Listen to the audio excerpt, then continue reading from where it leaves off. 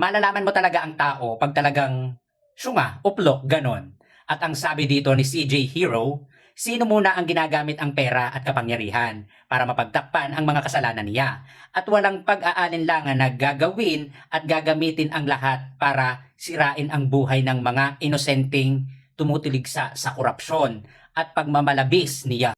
Wow ha! Hiyang-hiya naman sa'yo, CJ Hero.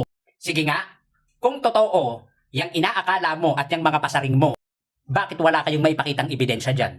Mananatili ang panaghoy at kasinungalingan. Sabihin na nating akusasyon. Hindi mo pwedeng gamiting armas o ebidensya yan para makapag-file ka ng kaso at paratangan ang ibang tao. So ngayon, hinahamon kita, CJ Hero. Maglabas ka ng ebidensya patungkol dyan sa iyong pasaring. Hindi pwedeng pasaring lang. Kailangan may matibay kang ebidensya. Oo, nandun na tayo sa salitang opinyon. Pero ang opinyon, dapat may datos. Dapat may pinagmumulan at nakabase ito sa katotohanan. Ngayon, kung ang sinasabi mo at ang akala mo sa opinyon ay yung gusto mo lang sabihin, aba, ay mukha kang ethics.